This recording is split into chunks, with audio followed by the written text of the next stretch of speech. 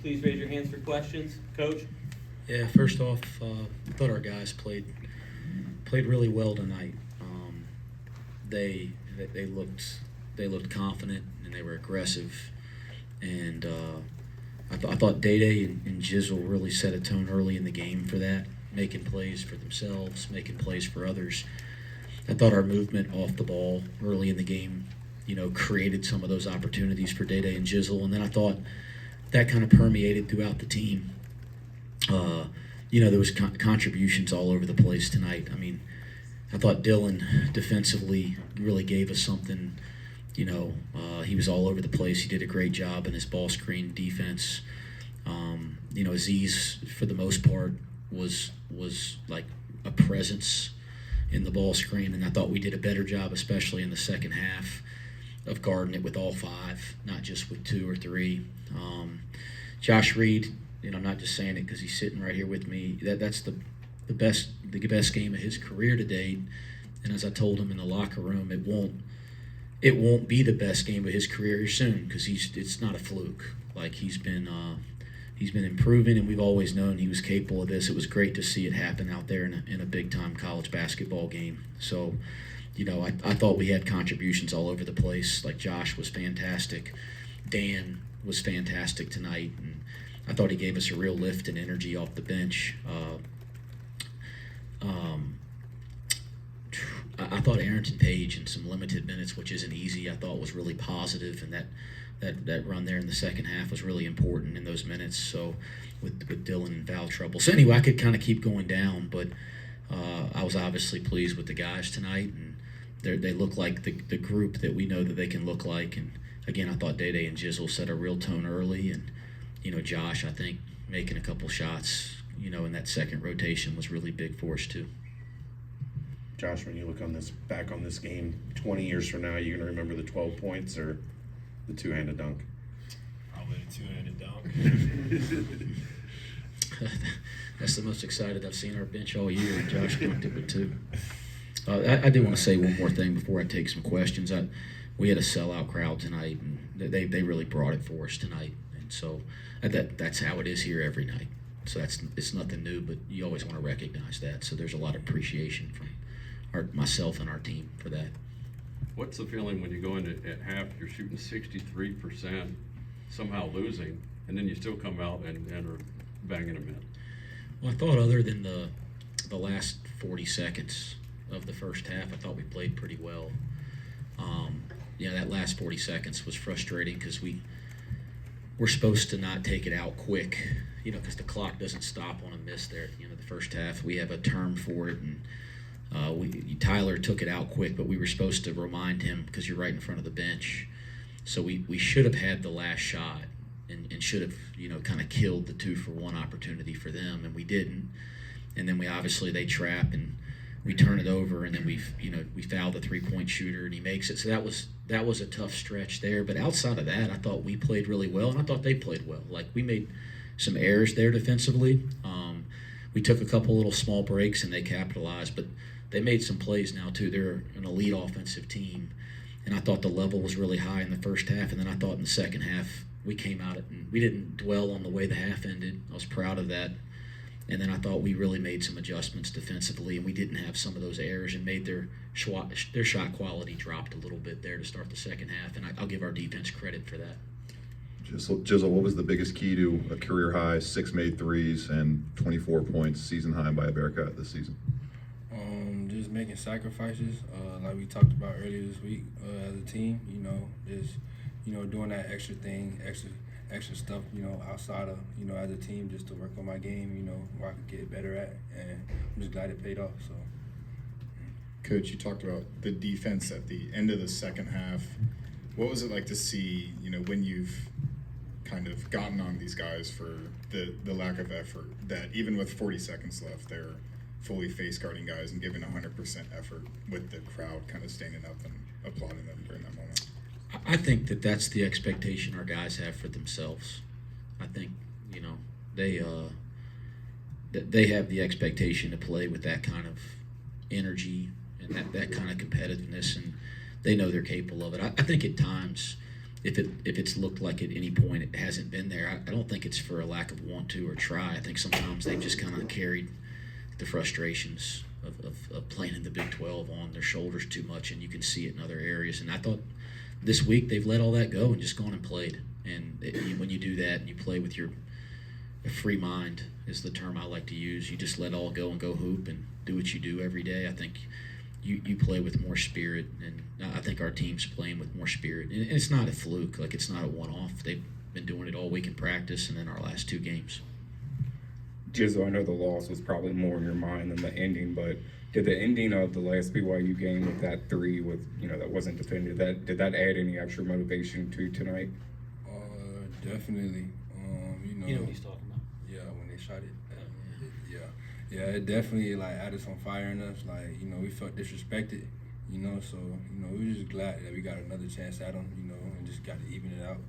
1-1. So yeah, I don't really try to get into too much of the back and forth stuff. But if you disrespect us, we gonna remember that. And if we get a chance to play you again, that's gonna be in our mind. So. West, 22 points allowed in the paint first half, 6 in the second. What was the biggest difference? Yeah, I'd like to sit here and tell you guys that I, like John Wooden, and drew up some great defensive strategy at halftime, and that's not the case, guys. That I thought our players just made adjustments.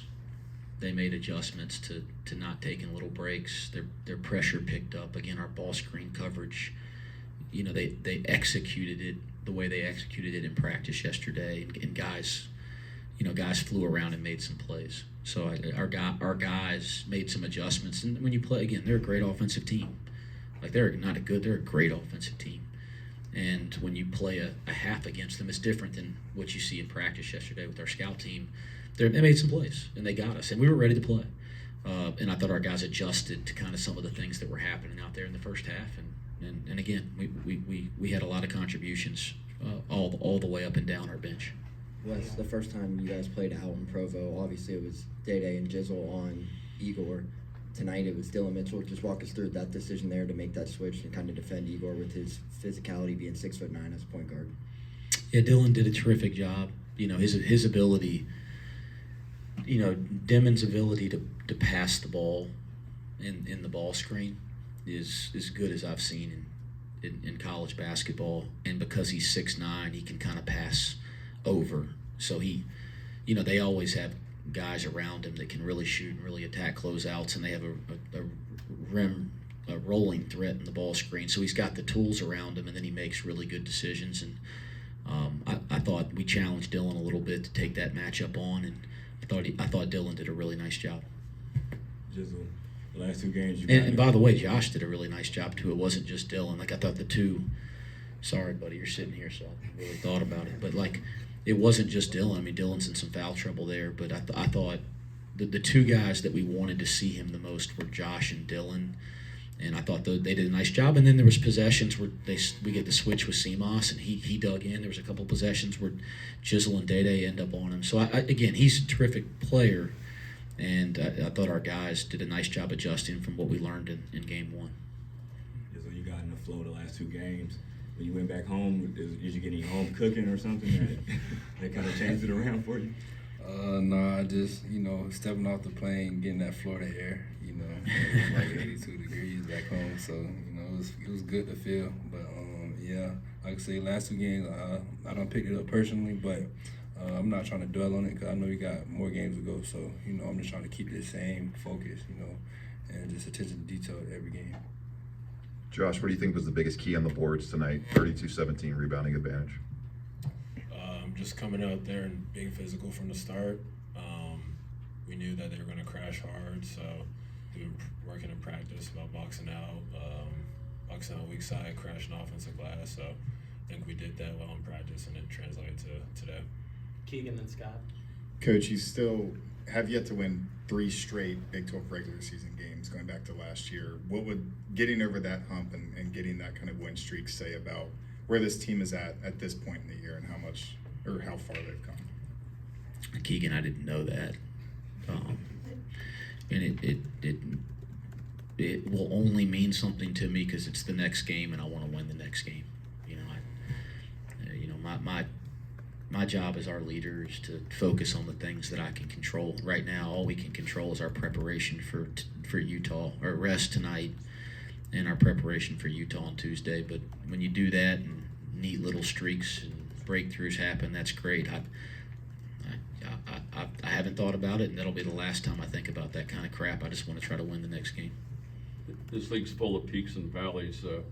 How many coaches have called you and said, "Hey Wes, tell me about this dodgeball thing"? None, because coaches know that there's no gimmicks and tricks, and I actually didn't want that to even be a media thing or a public thing, because it's, I get it. People love stories and narratives. Like, I get it. I mean, people want to read about stories and narratives, but guys, we're not playing well because we played dodgeball. The only thing dodgeball did was just give us a day to get away from all the stuff that's been going on with not playing well. It just gave us a chance to go be kids, including the coaching staff, and have some fun, and realize that if we play basketball like we're kids having a good time, we'll play better. So, we're not a damn dodgeball team, and I like, stories are cool, and being a part of a team and doing stuff like that's cool, but I'm so sick of hearing about it in media, because it's not about that. These guys are playing better basketball. They're playing confidently. They're playing more together. They're playing more spirited, like we've always known they were capable of, and that, to me, that's the story, not some gimmick on Monday because we needed a little bit of a break. Josh, you've been known for your defense throughout your career. Just walk us through what it's like now in your junior year, seeing that you might have that number one assignment on the defensive end like you did tonight. It feels good to know that my coaches trust me, my teammates trust me, taking on the best player every night, and it's also my other teammates helping me, around me, talking to me, helping me on defense, and yeah. Has it really been just a matter of confidence, seeing things go well in the UCF game, translating it over tonight, where you guys kind of let release kind of the bad energy that had been around? Is confidence kind of the biggest thing? I wouldn't say confidence. It's just like having fun with it. That's one thing I think at this level we forget, because there's a lot of pressure, outside noise that goes on around. So coach just remind us to have fun. Do what we love since we was kids. And we got the ability to do this at the highest levels. So just taking a moment to realize where we at, where our feet are, and just being blessed to be able to just play college basketball, because a lot of people don't get a chance to do this. So. Two more, Ryan and Keegan. Jizzle, Coach Wes entered Dede Thomas into the starting lineup. It seems like you two really played well together. How much has that helped with the flow of the offense? I think it helped tremendously.